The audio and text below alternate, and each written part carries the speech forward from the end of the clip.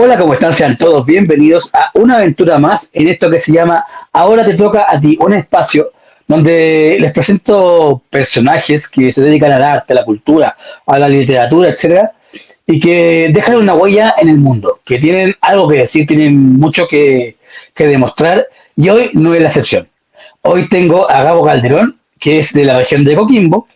Él se dedica al arte hermoso y noble de las marionetas. Lo conocí en un periodo vacacional que estaba allá y estaba varias veces me lo había cruzado. La historia de vida de él, la historia de esfuerzo de él es fascinante. Así que dejo orgullosamente y con el pecho inflado a Gabriel Calderón. Bienvenido a esto que se llama Ahora te toca a ti. ¿Cómo está, Gabriel? Hola, ¿qué tal, Pancho? ¿Todo bien por acá? Ya terminando la temporada, bajando un Así poco los es. decibeles. ¿Y cómo estuvo la temporada, compadre? Intensa, intensa. Es un poco difícil de evaluar a priori, digamos, o con un solo parámetro, porque por un lado están las lucas, Uh -huh. por otro lado está la recepción, el feedback que hay con el público, por otro lado están todas las situaciones que se generan durante el verano, que son súper interesantes también, porque somos un montón de artistas que estamos trabajando por ahí Uh -huh. y van surgiendo actividades durante ese periodo de tiempo, entonces eh, es difícil como evaluarlo solo desde un punto de vista, ¿no? Yo creo que fue una buena temporada. Querido Gabriel, junto con agradecerte que estés acá, quiero partir preguntándote si podrías contarnos un poco sobre tu trayectoria artística, porque, bueno, yo sé más o menos tu historia, porque conversamos como en espacio de una hora y media, en que vi cómo armabas el show y todo, y que nos cuentes cómo nació la compañía de Microbio, porque la verdad que para que la gente sepa, es fascinante, o sea, lo que tú sí, yo te conocí con un tanguero, con un títere de tanguero. Así que cuéntame un poquito de tu historia, cómo comienza todo. Bueno, yo aprendí marionetas de hilo en el año 2004, cursando el 2004 más o menos. Uh -huh. Eh, de hecho, este año estoy cumpliendo 20 años de que empecé a hacer marionetas de hilo. Wow. Ahora, justo ahora en marzo, así que lo podemos celebrar esta noche también. Eh, Exactamente. bueno, el nombre de la compañía fue una cuestión circunstancial tal vez, como que Uh en ese -huh. momento yo pensaba mucho en lo fascinante que era la vida pequeña, ¿no?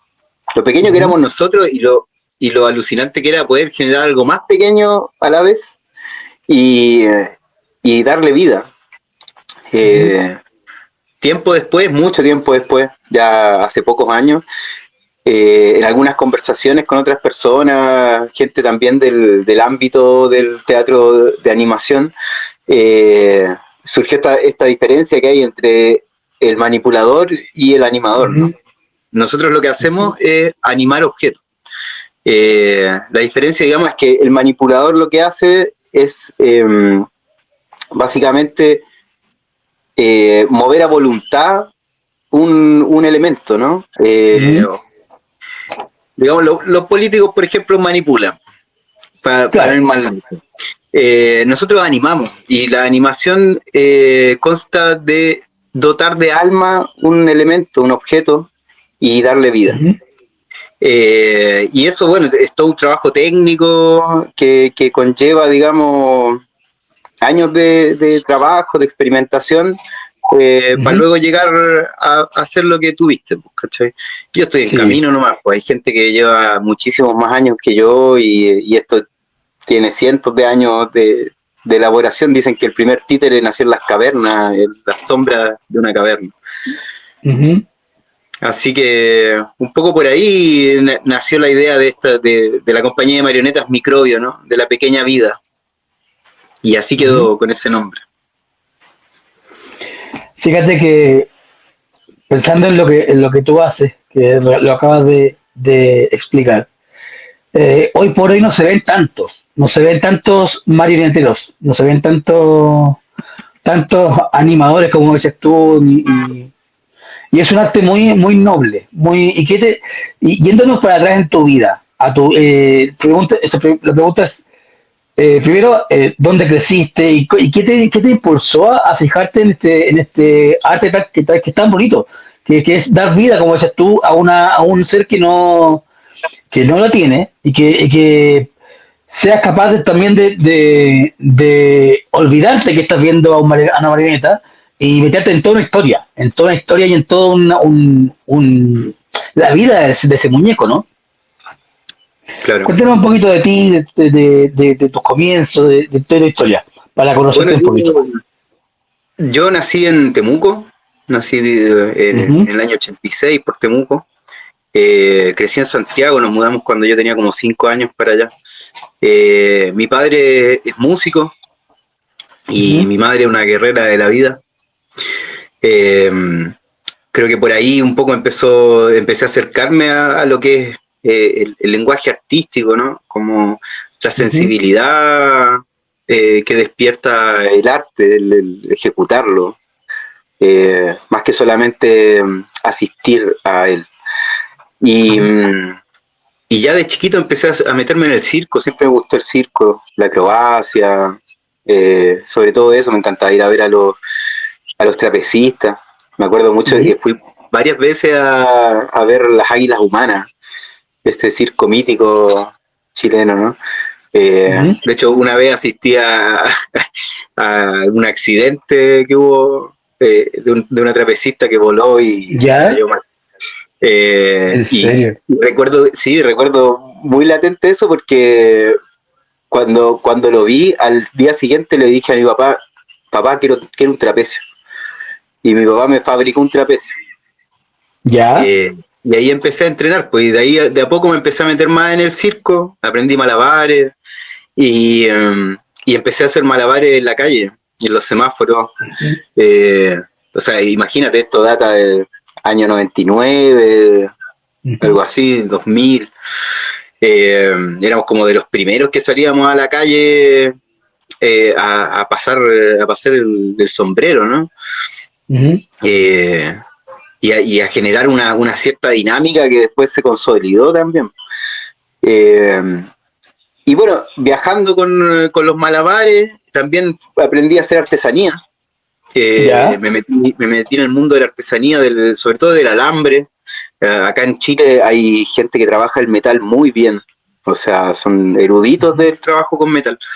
Y conocí a un señor que en Chiloé me enseñó a trabajar metal. Me acuerdo que pelábamos cables de teléfono, ¿ya? conseguíamos la telefónica que nos regalaran algunos rollos, pedazos de cable, y, y con eso hacíamos artesanía, o aprendí a hacer florcitas, ¿cachai?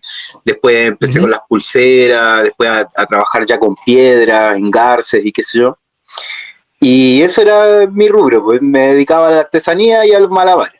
Y así viajando, ujú, un día llegué a Iquique, ¿ya? a mis 17 años.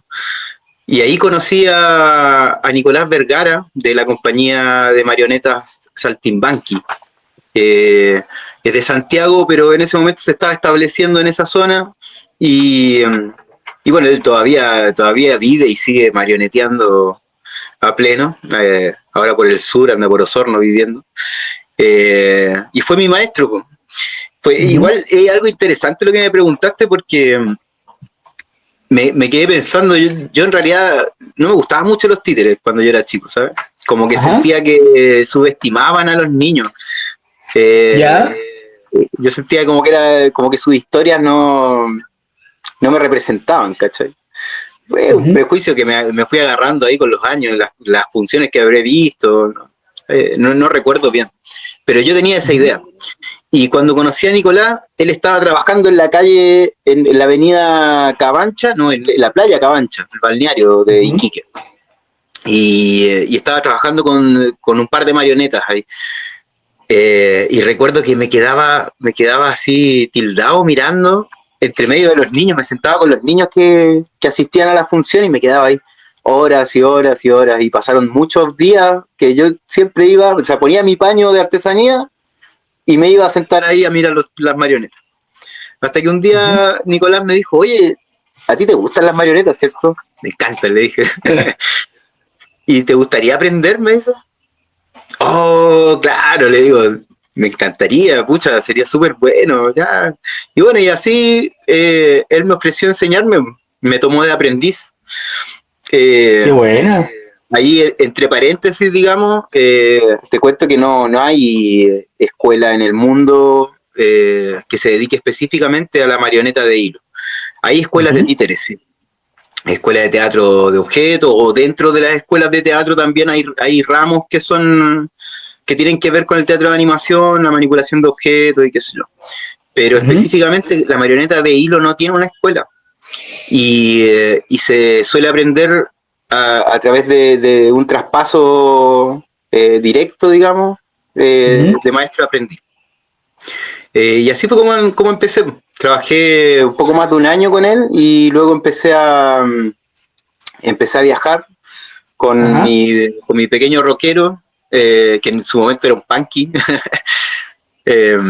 Sí, pero le tuve que sacar la mueca porque las mamás no dejaban que los niños se quedaran, entonces le tuve que poner un gorrito, cambiar un poco la estética, la música, porque era demasiado contestatario al parecer el personaje y ahí fui aprendiendo y empecé a tomar talleres y todo. A día de hoy, ¿cuántos personajes tienes tú? Tuyos, de tu propiedad. O sea, que tenga aquí donde vivo actualmente. No. ¿Cuántos ¿cuántos personajes? Eso. Pucha, no sé cuántas marionetas he creado, pero muchas. O sea, alrededor de 50, yo creo, una cosa así. De distintas técnicas, la mayoría marionetas de hilo, pero he construido también otro tipo de títeres. A pedido, en proyectos colectivos también. Sí, bueno, no es que me he dedicado solamente a esta técnica. Esto es algo que desarrollo yo personalmente, ¿cachai? Pero después trabajo con otras personas y también experimento en otros ámbitos del teatro de animación también, pero con otras técnicas. Amigazo, la gente, para que la gente entienda un poco, porque, a ver, se tiende a confundir a la marioneta con el títere. En palabras simples, ¿cuál sería la diferencia entre uno y otro?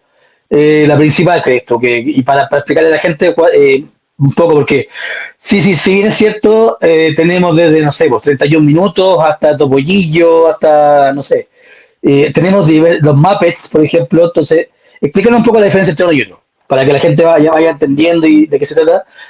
Eso, Ya. más que nada.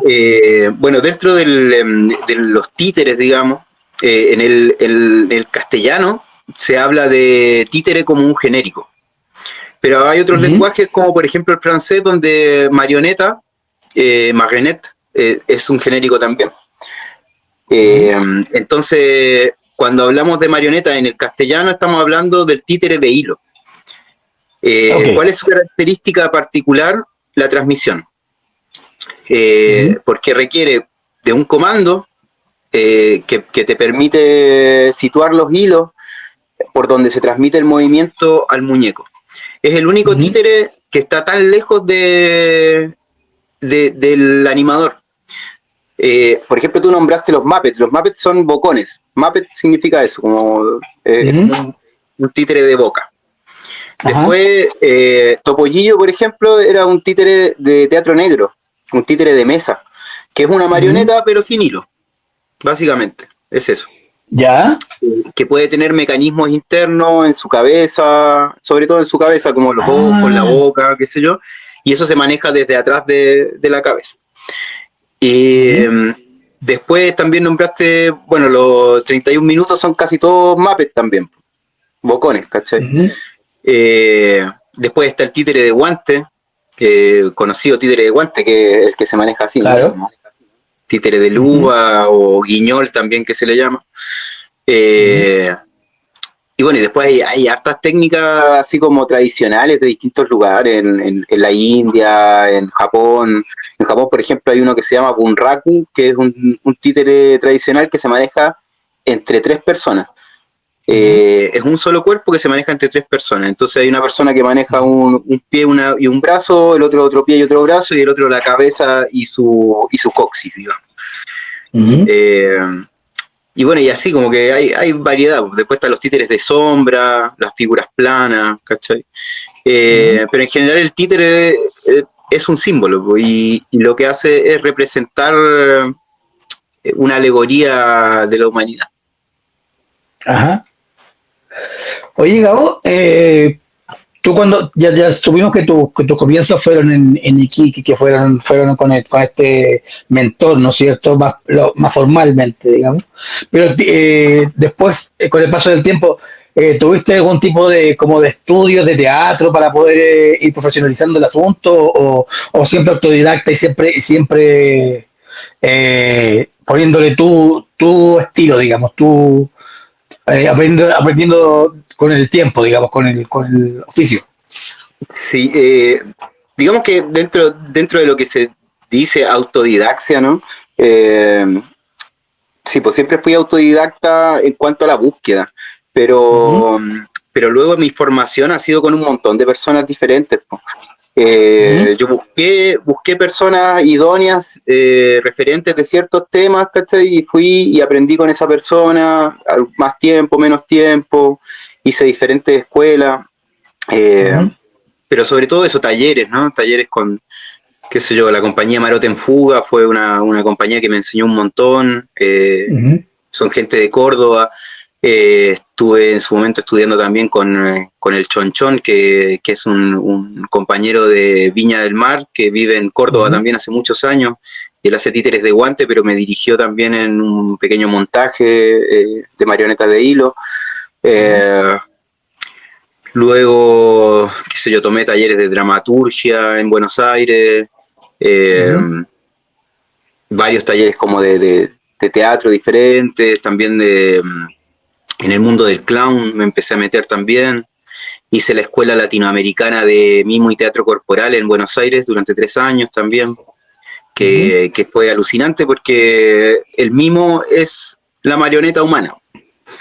Entonces uno aprende a trabajar segmentadamente su propio cuerpo y, y con él interpretar como un vehículo, ¿no? Usar el cuerpo como un vehículo, como una herramienta de interpretación escénica. Entonces dije, pucha, entonces la marioneta es exactamente lo mismo que el mimo, solo que uno trabaja con un cuerpo aparte y encima lo fabrica, ¿cachai? Y Exacto. fabrica el comando para poder manejarlo. Entonces, ahora actualmente yo en los talleres que dicto, hace tiempo no dicto ningún taller, bueno, hace poquito en una convención de circo di un pequeño paneo, pero en verdad taller de marionetas hace rato que no doy, y, y ahí trabajo justamente con herramientas del teatro físico, pues, del mimo.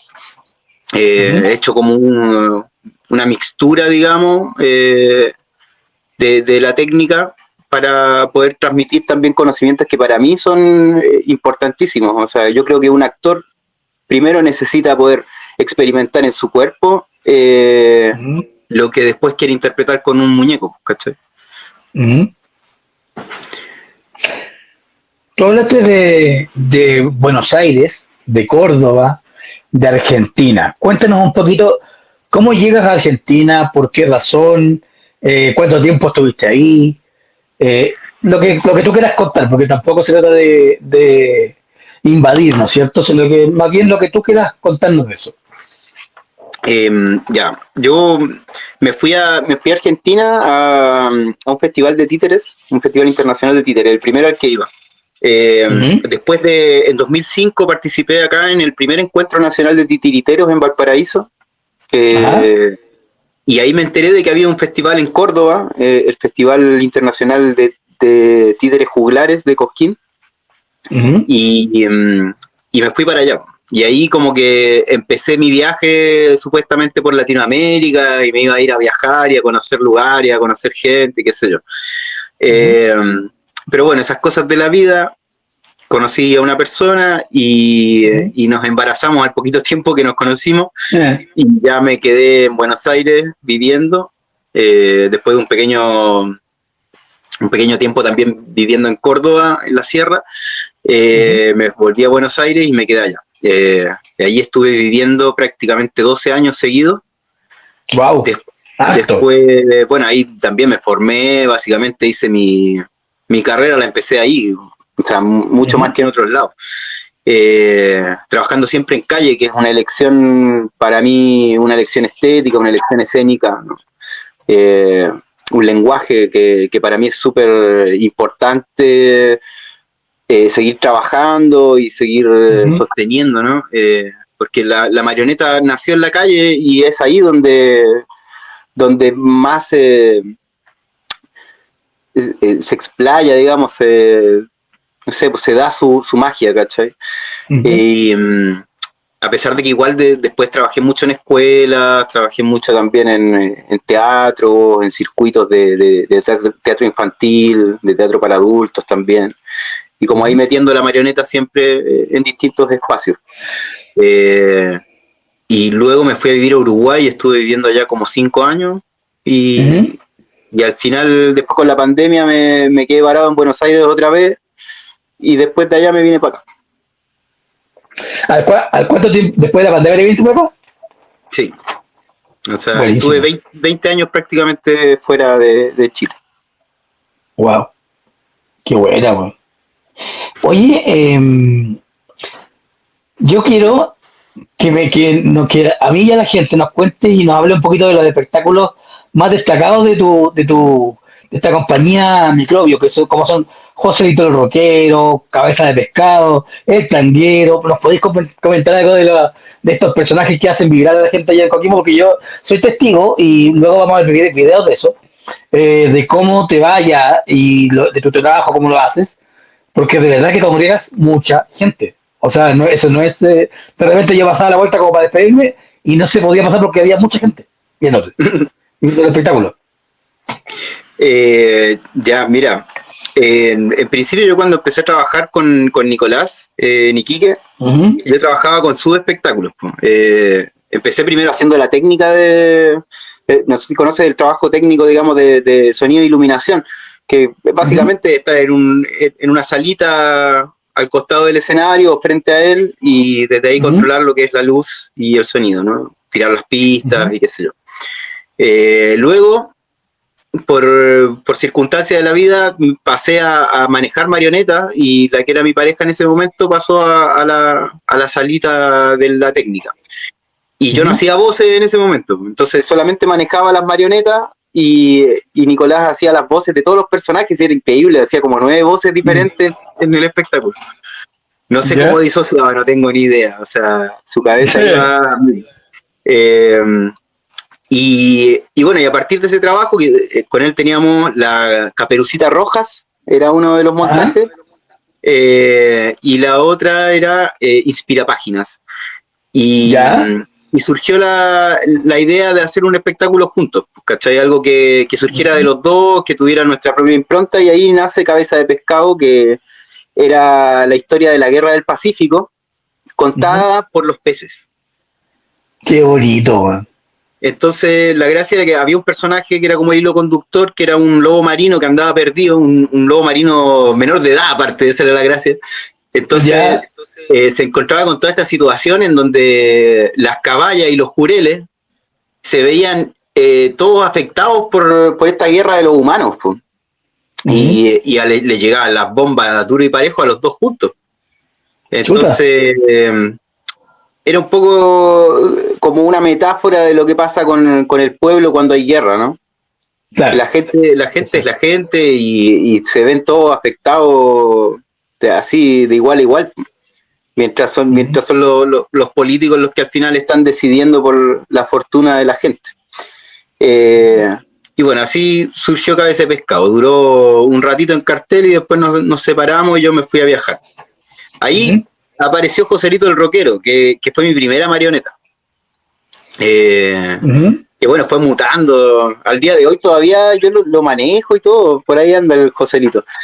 Pero, pero me ha agotado tanto de hacer espectáculos con él que ya la verdad que hoy en día lo tengo como una delicatessen así. Es una cosa que solamente sale cuando me contratan o cuando quiero brindar algo especial para la gente, ¿cachai? Pero ya ni siquiera hago calle con él porque me agota mucho. Es de verdad muy agotador, así. Como que con el tanguero que tú conociste, por ejemplo, que es mi última marioneta, él se llama el Piojo Malevo. ¿Piojo Malevo? Malevo, sí. Los malevos son personajes del arrabal, así de la bohemia porteña. En general son músicos, poetas, ¿cachai? Y bueno, y el Piojo le puso mi hija, entonces quedó como el Piojo Malevo. ¡Qué buena! Entonces, el viejito para mí es un desafío. Por eso me divierto también trabajando con él en la calle. Y aparte que plantea un ritmo completamente diferente. De hecho, hay gente, este verano me dijeron así como, me encanta tu espectáculo, me dijeron porque me genera tranquilidad. Y para mí eso es súper importante porque la gente va en un plan frenético, ¿cachai? Como cuando va por el shopping así, consumiendo cosas con la vista, ¿cachai? Como fagocitando la mercancía, ¿cachai? Claro. Y mi propuesta es otra, es completamente diferente, por eso yo me pongo como un poco lejos de los lugares donde hay mucha gente o donde hay mucha actividad. Trato de mantenerme un poco al margen porque mi propuesta justamente es sacar a las personas de esa dicotomía y que bajen un poco el ritmo, ¿no? Porque no, lo que hago yo no es un reel, no es un TikTok, es una cuestión que requiere contemplación. Entonces mi invitación justamente a eso, es a contemplar, a bajar un par de cambios y sentir, ¿cachai? Y sentirte tú mismo a ver qué es lo que te pasa. Y bueno, en todo ese transcurso, porque ahora estoy con una marioneta nueva que recién estoy sacando, que está acá atrás, que es la tirana. ¿Ya? Todavía no sale, es primicia. ¿Sí? La he sacado un par de veces, pero todavía no. Pero entre medio han aparecido hartas cosas, pues hicimos un espectáculo sobre los derechos del niño en un momento, que se llamaba Yo y mis derechos, se llamaba. Y era un espectáculo como más curricular, en donde justo había habido una reforma en el código civil y penal con respecto al tema de los derechos del niño en Argentina. Entonces hicimos esa obra en conjunto con el Ministerio de Justicia y no sé qué. Y bueno, y a través de eso pudimos acceder como a trabajar en escuelas y a varias cosas bien interesantes. Ahí se me abrió harto el panorama de lo que era el trabajo como más con niños, ¿cachai? Con infancias, que era algo que yo no conocía igual, digamos, dentro de un marco institucional, ¿no? Porque siempre trabajaba en la calle, entonces entrar en esos espacios era algo que yo no me había planteado en realidad. Y después de eso empecé a trabajar con otra compañera que empezamos a meter el circo y los títeres, así como a mezclarlo. Trabajé con una compañía que se llama Ojos y Sonrisas, que estuve trabajando hartos años con esa compañía. Y ahí fue un poco reciclar los personajes que tenía. Hicimos una obra también que se llama Intercambio Cultural, cuando nos fuimos a México, trabajando con la compañía Jugularia Circo y Narración de allá de Puebla. Y ahí montamos un espectáculo con títeres de mesa, basado en un cuento ilustrado, digamos, que nos habían pasado y hicimos una obra con eso. Y después, estuvimos trabajando en una obra grandota que se llamaba El Viaje, que al final nunca se estrenó por motivos de índole personal, digamos. Pero estuvimos trabajando harto tiempo con eso. De hecho, estuvimos haciendo residencia con distintas personas, con personas que se dedicaban al teatro físico, otras personas que se dedicaban más a la realización, a las artes plásticas. Entonces como que fue un proceso súper interesante, que más allá de que no haya salido luego como producto la obra, creo que crecimos harto escénicamente, ¿no? Yo además en ese momento trabajaba, estaba estudiando con en la escuela de mimo, y después lo último que estuve haciendo, que también fue una obra que no se estrenó, o sea, que hubiera un work in progress, digamos, se presentaron varias veces el proceso del espectáculo. Se llamaba Variaciones sobre el encierro, que era una obra de teatro y objetos para adultos.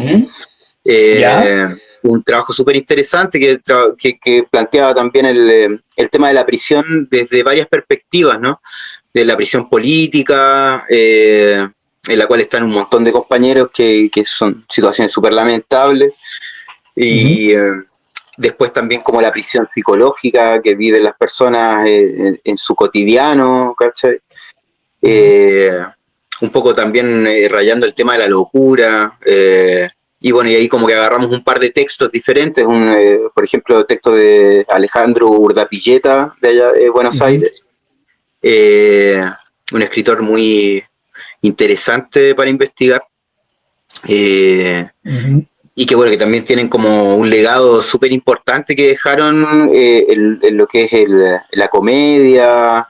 Ellos trabajaban en teatro de revista, pero además como que tenían una profundidad súper particular, porque trabajaban en el absurdo, que es algo que para mí es un lenguaje que me gusta mucho.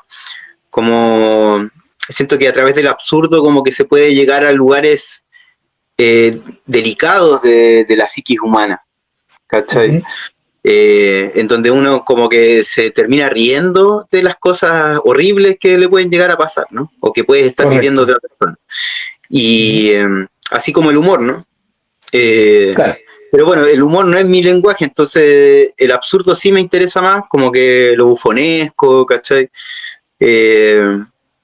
Y bueno, ahí también, de hecho, uno de los montajes que hice en algún momento que me dirigió el Chonchón, también era de un señor que se llama Roberto Espina, que en su libro La República del Caballo Muerto, él tiene varios textos para títeres, él escribía teatro para títeres.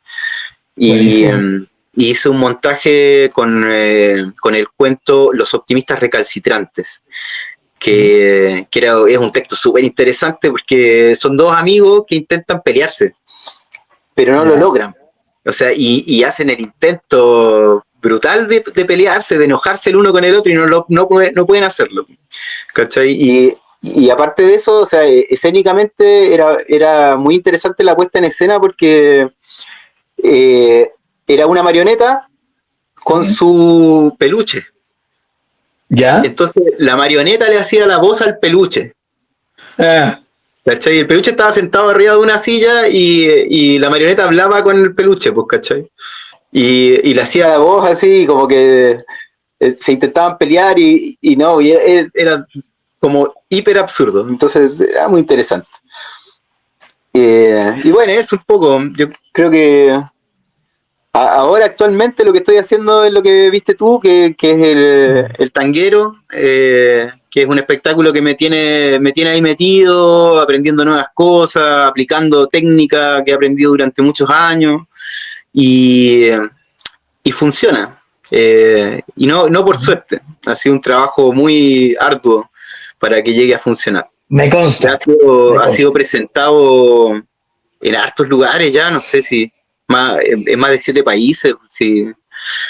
Ese espectáculo, de hecho, lo estrené en Portugal y después anduve girando por España, por Francia, Alemania, Dinamarca, Rumania, Eslovenia. Y bueno, y lo he trabajado acá, sobre todo en Argentina, Uruguay y Chile.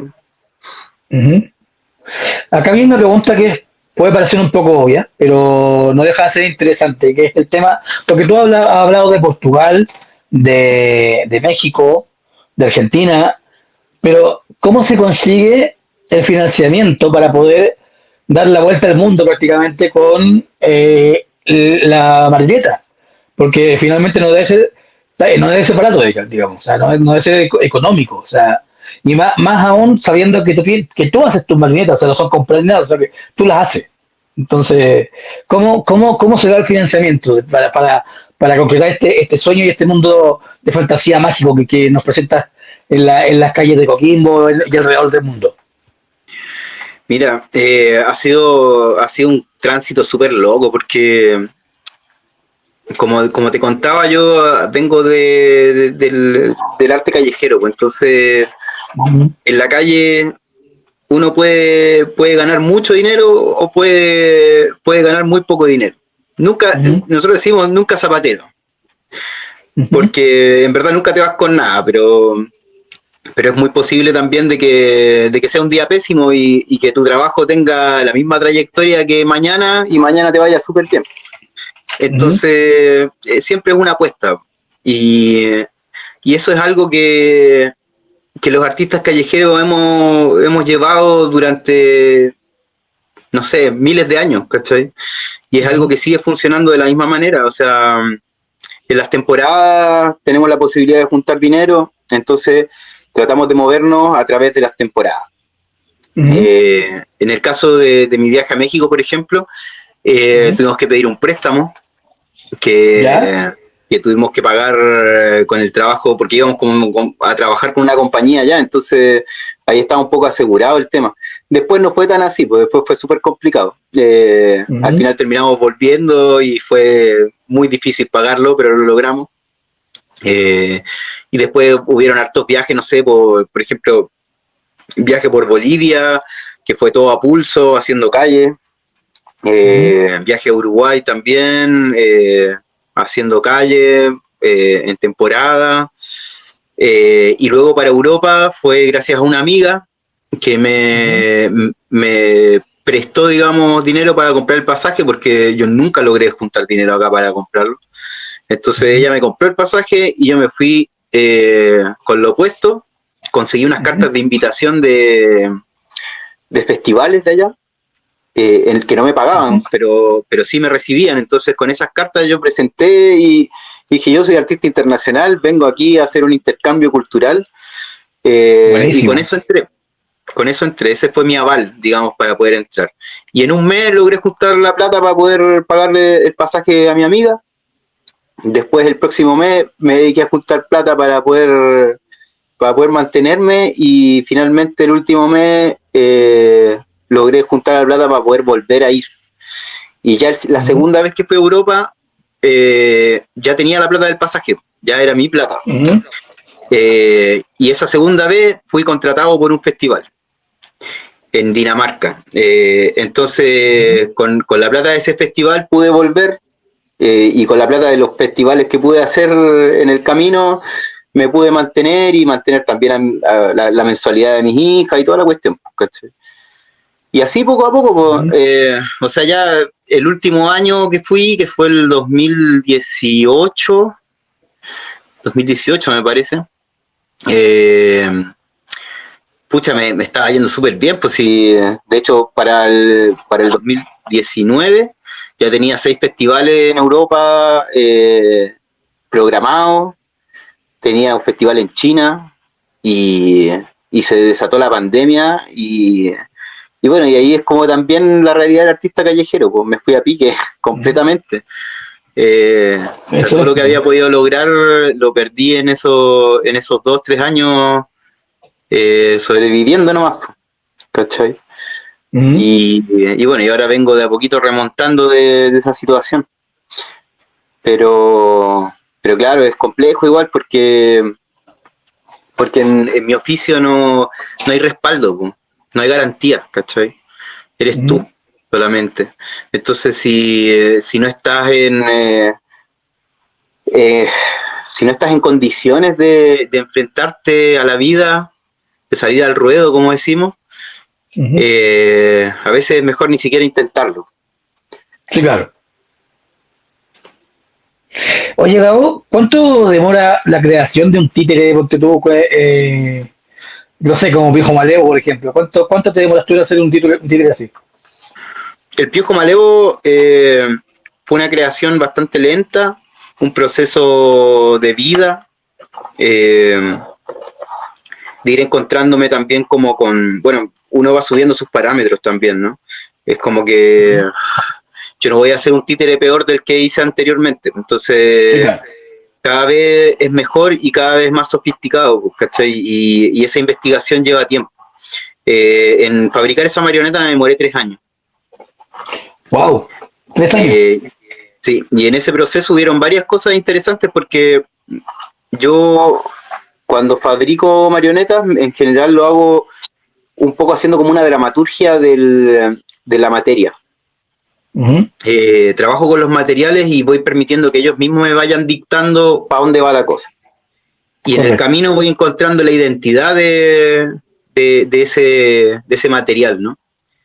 Entonces yo al principio fabriqué un cuerpo solamente. Luego fabriqué una cabeza y sus expresiones tienen que ver con lo que estaba viviendo en ese momento, encontrándome con la cultura un poco afrodescendiente de allá de Buenos Aires, del barrio de La Boca, conociendo el candombe. Y la estética que tiene su cara, por ejemplo, o sea, para la gente que conoce, es muy parecida, digamos, a cómo son las personas de por ahí, pues, a la gente del candombe, así mulatos, ¿cachai? De nariz grande. Y luego, justo se dio, creo que fue el segundo año de la construcción, que no, o sea, a mí me convocó una amiga, una artista plástica, para ayudarle en la fabricación de una estatua tamaño real de Leopoldo Federico, que es un bandoneonista famoso de allá de Argentina, de Buenos Aires. Entonces a ella le habían encargado de hacer este monumento que iba a estar en la Asociación Argentina de Músicos e Intérpretes. Y entonces teníamos los elementos de este personaje, y los elementos originales, o sea, teníamos su ropa, teníamos sus lentes, su sombrero, y teníamos su bandoneón. Y yo me enamoré de ese bandoneón, fue increíble. De hecho, le pedí a mi amiga si podía quedarme después de la jornada de taller a investigar el bandoneón. Y ella me dijo, claro, Gabo, no pasa nada, ¿sí? Quédate lo que necesites, así tú me avisas y te abro la puerta. Así que durante el proceso de la construcción de ese monumento, de esa escultura, estuve investigando ese bandoneón. Y posterior a eso empecé a ir a las milongas, a bailar también, pero sobre todo me quedaba a ver la orquesta y me sentaba al lado del bandoneón y estudiaba el movimiento del bandoneón, como la cadencia que tenía y la armonía que se generaba entre el movimiento y el sonido. Y durante meses estuve estudiando eso, hasta que logré fabricar el bandoneón. Y bueno, y hasta el día de hoy sigo investigando su movimiento. Ya tú lo has visto, o sea, como que sí, claro. Es un elemento aparte de la marioneta, es como muy particular. Totalmente. Yo lo encuentro espectacular. Mira, de hecho, como anécdota, se cuenta que el alma del tango está en el bandoneón. Y dicen que dentro del bandoneón vive un duende. Hay un tango que habla del duende del bandoneón. Y yo creo también en eso. Puede ser, ¿eh? ¿Quién sabe? Oye, Gabo, cuéntame un poquito, ¿qué papel juega la improvisación y la interacción con el público en tu espectáculo? Ya. En el espectáculo del tanguero es muy poca el espacio de improvisación que hay. En verdad, es un espectáculo que está súper esquematizado, es como prácticamente es como una coreografía. Entonces, en ese espectáculo no hay mucho juego como libre. Tengo tiempos específicos en los que sí juego, pero son de segundos, o sea, pero imagínate que yo tengo cronometrado los pasos que da entre un espacio y otro, entre un elemento y otro, entre una mirada y otra. está todo estudiado. Ujú. Las direcciones en que se mueve, las líneas de desplazamiento en la escena, está todo estudiado. ¿Cachai? Y por eso también es que de alguna manera tengo que cerrar ese círculo, ese semicírculo, porque necesito que ese espacio esté libre para poder ejecutar la coreografía. Porque de no ser así, si se mete gente, si se meten niñeces o quién sé yo, se corta eso. Entonces como que yo tengo cierto espacio de juego, de hecho puedo cortar y todo, o tengo también espacios como la música está más larga en ciertos momentos por si ocurre algún error, porque hay momentos en que se enreda la marioneta. Claro. Los años de manejar marionetas no quieren decir, no son garantías, digamos, de que no se te vaya a enredar. La marioneta siempre se enreda. Lo que uno aprende a hacer es a desenredarla sin que el público se dé cuenta. ¿Cachai? Y esas son pequeñas tensiones que uno hace, tac, tac, así, que le das al hilo y el hilo da la vuelta alrededor del dedo y se desengancha. ¿Cachai? Es como tocar un arpa un poco. Entonces, bueno, en ese caso del bandoneonista no hay mucho espacio de improvisación. Ahora sí, con otras marionetas, por ejemplo, yo tengo un gaucho. Un gaucho es como un guaso de allá de Argentina. Sí, correcto. Correcto. Y él habla, su gracia es que habla.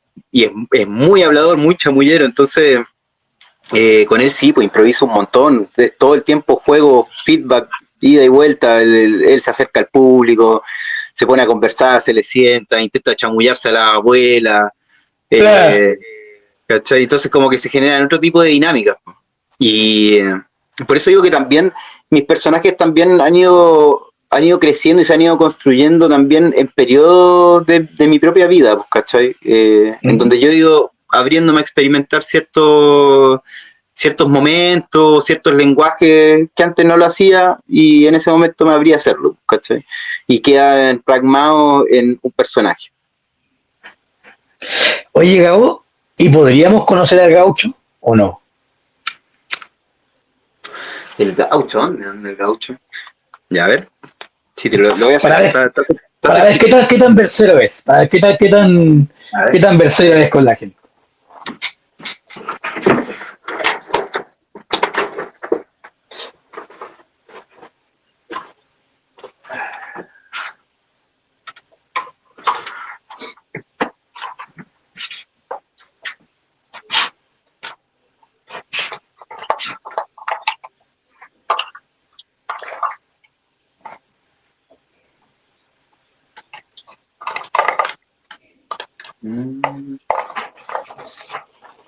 Pero algo le pasó que... Tranquilo. Acá está. Ahí sí. Está como raro igual, Ahí se ve, ahí está. Sí, claro. Qué bonito. Hola, ¿qué tal, mijo? ¿Cómo le va? Bueno, yo soy don Abraham Floridor Pérez Pereira Carvajal. Y bueno, tengo la boca un poco... Me quedó un poco rara después del otro día porque estuve trabajando con unos niños ahí. ¿En serio? Sí, claro, yo trabajo con niños también. Yo me llamo Francisco, mucho gusto. Ah, sí, Francisco, claro. Mi primo, oiga. Oiga, mira. ¿Por dónde se ve esta cosa, Está raro, Está raro. Mire, se me ve la lápiz ahí. Ah, qué bonito. Ahí estamos. ¿Y usted cómo ha estado, don Gaucho? No, yo bien, acá estamos. Bueno, me tienen ahí encerrado en una maleta, pero bueno, está.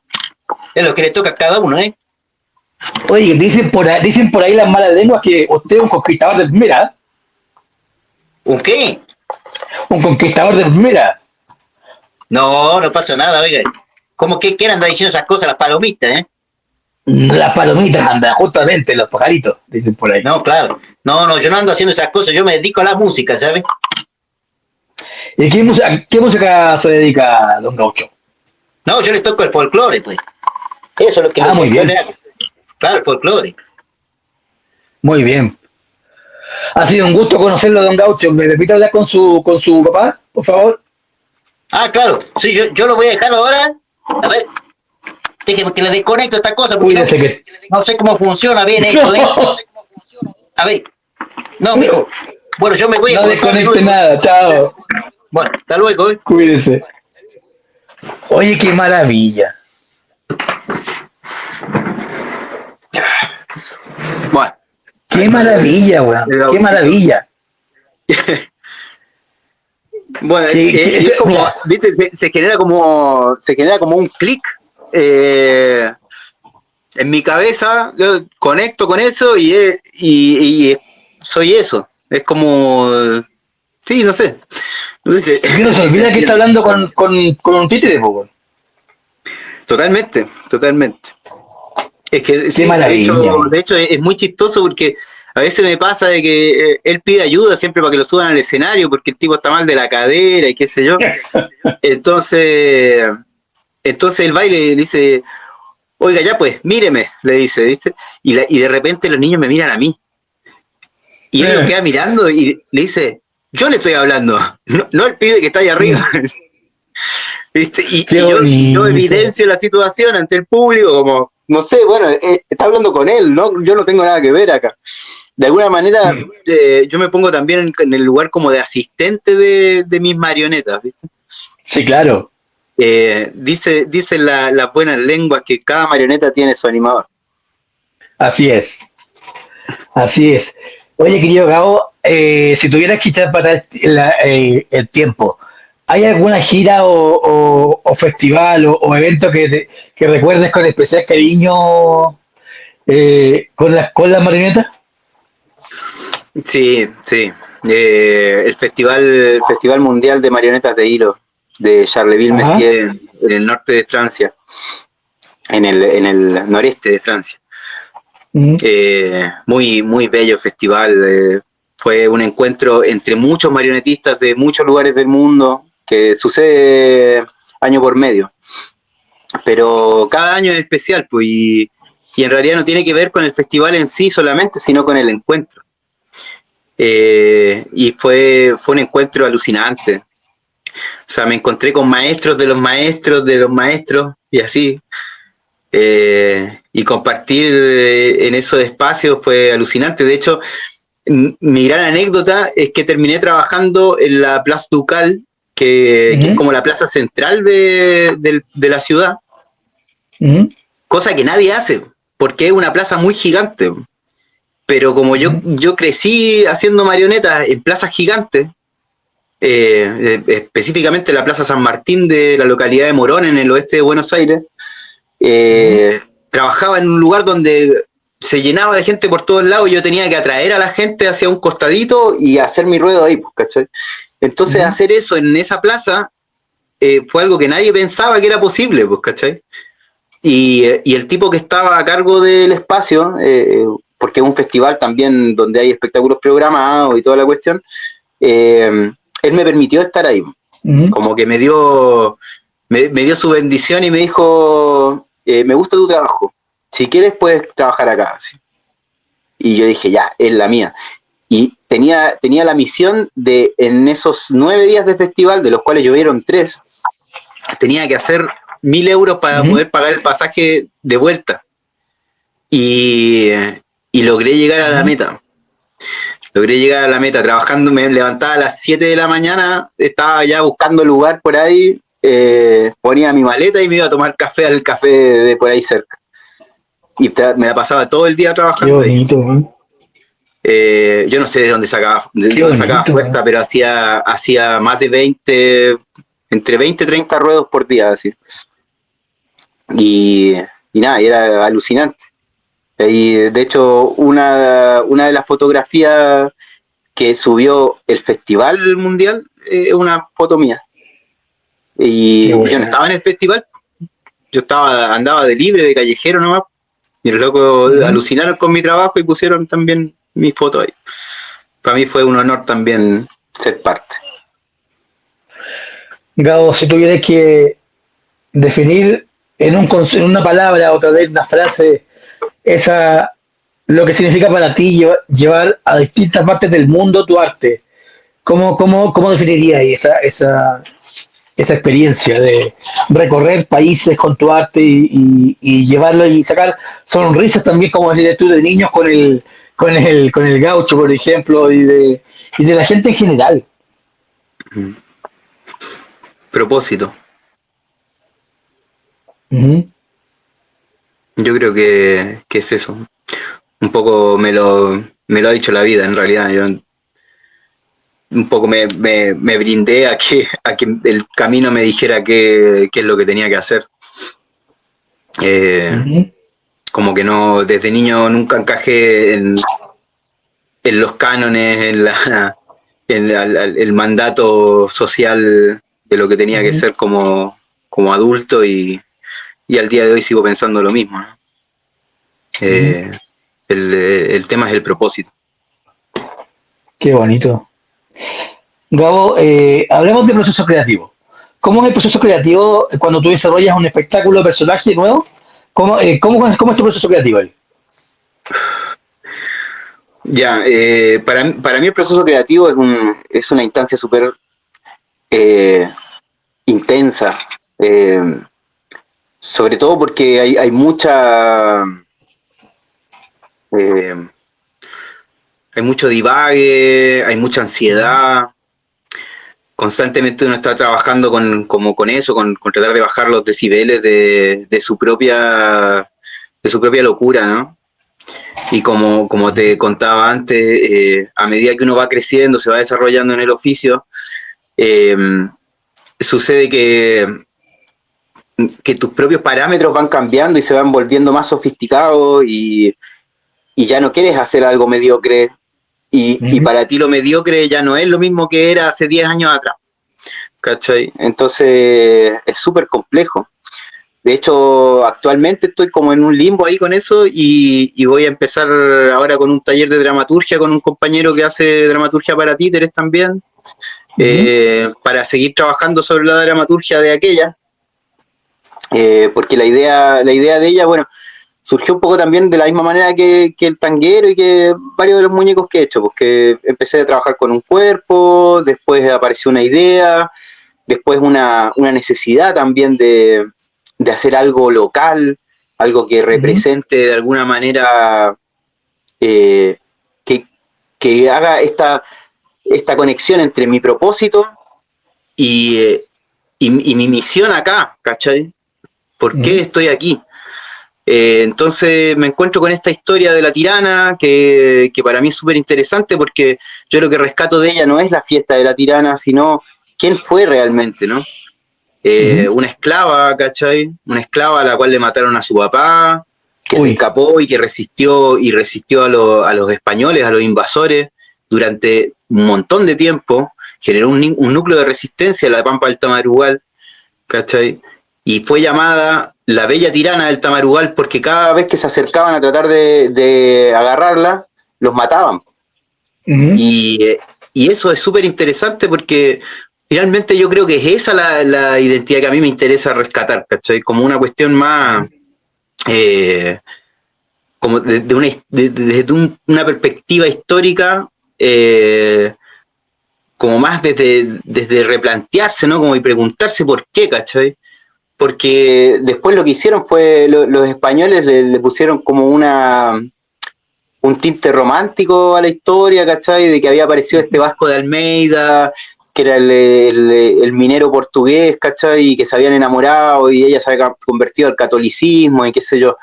Pero la cuestión no es esa, o sea, ella se hizo famosa porque fue una caudillo, digamos, del pueblo inca, ¿cachai? De los aymaras. Entonces, para mí eso fue súper importante como rescatar, y bueno, y así fue que surgió la creación de esta muñeca, ¿cachai? Que está vestida de diablo varón, pero ella está escondida, en realidad está en la clandestinidad, ¿cachai? Sí.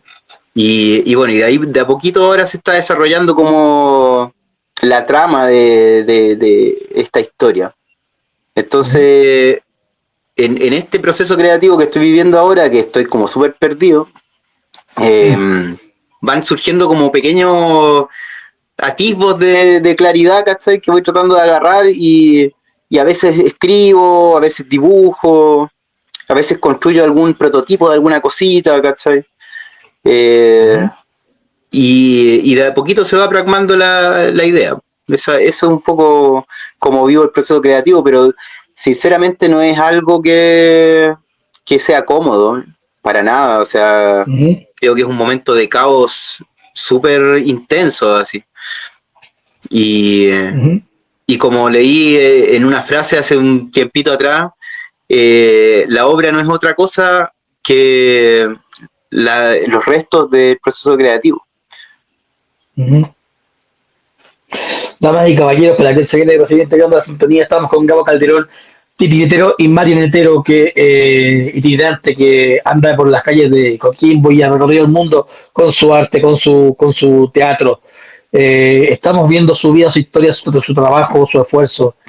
Cuéntanos, Gabo, planes a futuro con tu trabajo. ¿Qué se viene para a futuro? Bueno, en principio, lograr llevar a buen puerto esta nueva creación con la Ñusta Huillac y la historia histérica de, de la bella tirana del Tamarugal. Y bueno, y retomar también las giras, ¿cachai? Ojalá volver a viajar. Bueno, hace poquito estuve en Brasil también. Allá en Brasil tengo hartos amigos y suelen invitar a festivales por allá. Pero bueno, la idea también es poder generar nuevos trabajos para poder volver a girar, porque esto, como te contaba, estos años de pandemia fueron brutales Sí, claro. y como que quedé bastante estancado, digamos, en lo que estaba haciendo, pero he ido retomando, como reencontrándole también la magia a esos procesos que por algo han sido tan largos también y bueno, y ahí está, pues. Y como tú has visto, dan sus frutos y eso para mí es súper importante. Gabo, ¿cómo ves tú el futuro de la marionetería y del teatro callejero en la sociedad actual?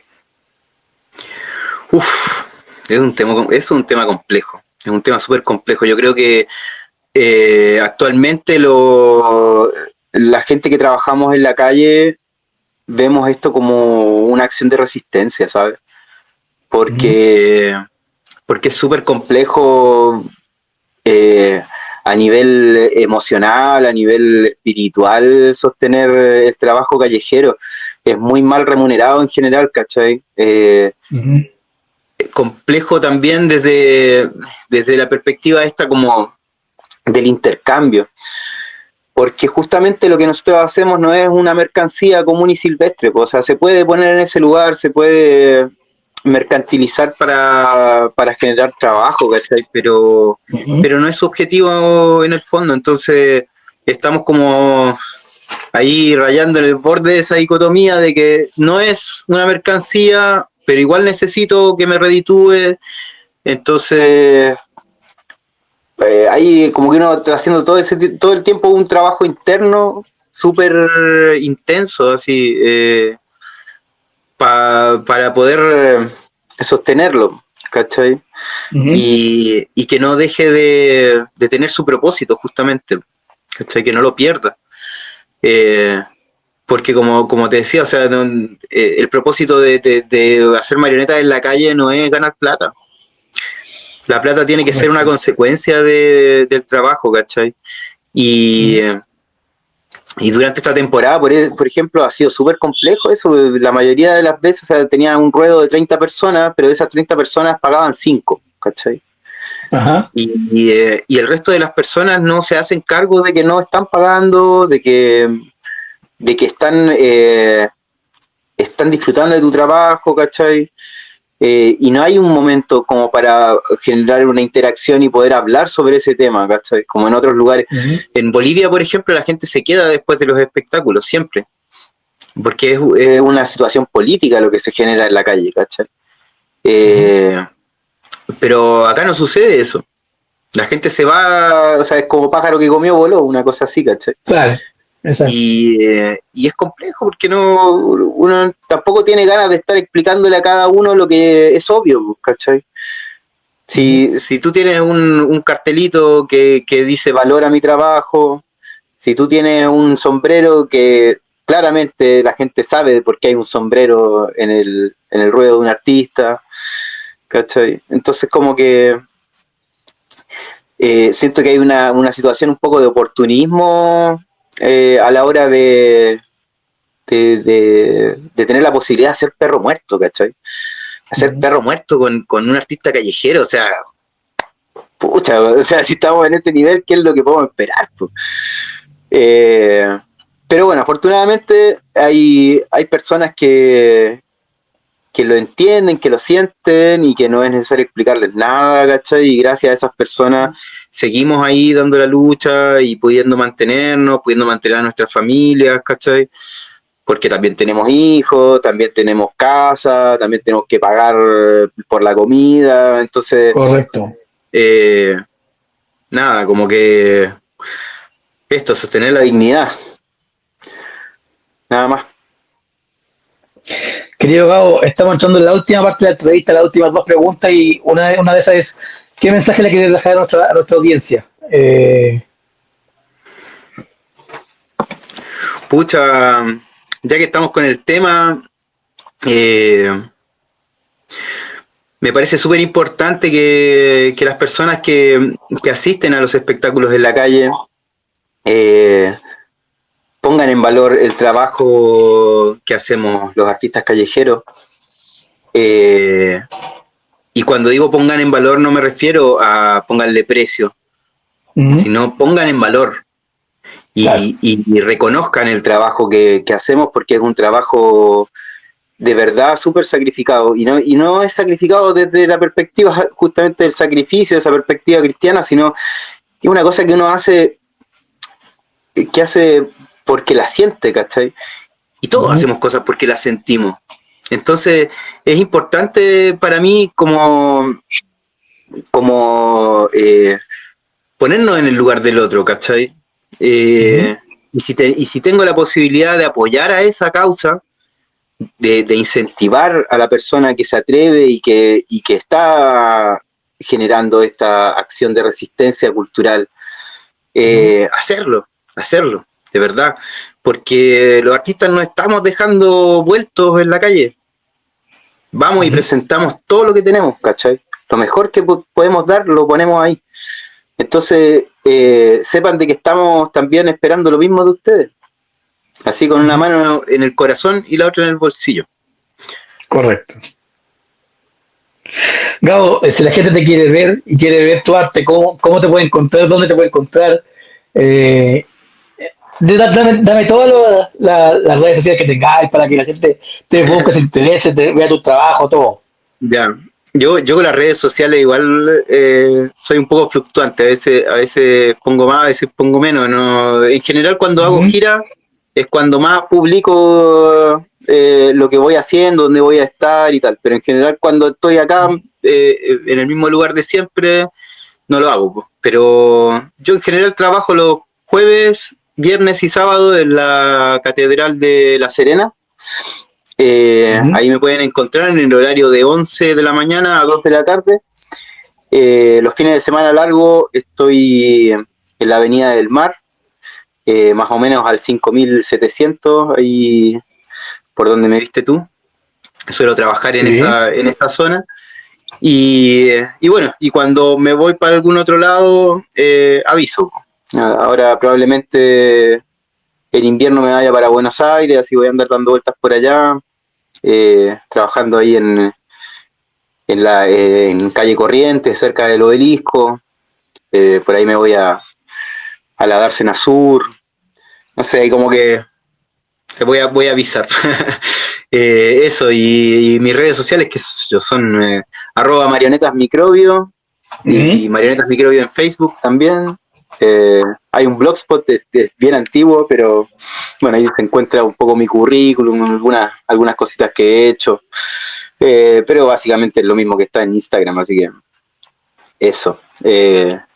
Oye, quería compartir una pequeña frase que tengo justo acá, que me encanta. Es su momento, así que póngale nomás, lo que usted quiera. Es una frase, bueno, esto del Baldío Teatro de allá de Buenos Aires, unos compañeros que se dedican a la antropología teatral, una escuela que a mí me ha enseñado un montón, que viene de la escuela de Grotowski, de Eugenio Barba. Y bueno, y ellos sacaron esta pequeña postal que tiene una frase de Eugene Ionesco, que me encanta, que dice: si es absolutamente necesario que el arte o el teatro sirvan para algo, será para enseñar a la gente que hay actividades que no sirven para nada y que es indispensable que las haya. Qué bonito, qué linda frase. Es súper importante, es súper importante. Yo creo que es súper necesario entender de que nuestro trabajo como aporte a la sociedad tiene que ver con recordarnos de que hay cuestiones que tienen que ver más con lo esencial de lo humano, ¿cachai? Con el juego, con el compromiso por un juego de verdad, ¿cachai? Un juego comprometido. Y que no tiene ningún sentido mercantil, no tiene ningún sentido productivo, ¿cachai? Simplemente es jugar y es conectarnos con nuestra esencia. Y ese es en el fondo nuestro trabajo. Qué bonito. Damas y caballeros, Gabo Calderón estuvo con nosotros aquí en Ahora Te Toca a Ti, marionetero que ha recorrido el mundo con su arte. Es un arte que vale la pena ver, vale la pena disfrutar, porque no es algo simple que se pueda obviar. Tiene un mensaje, tiene un porqué, toda una historia. Gabo, junto con agradecerte este tiempo, esta hora y cuarto de programa ya, dejarte invitado para cuando tú quieras, para lo que quieras, me llaman, me avisas y acá estamos para servirte en lo que sea, compadre, en lo que sea, lo que sea. Así Muchas que gracias, Francisco, te agradezco un montón, que me hayas dedicado ese tiempo y nosotros nos vemos en la próxima oportunidad con una nueva historia, nuevas vidas por conocer en esto que se llama Ahora Te Toca a Ti.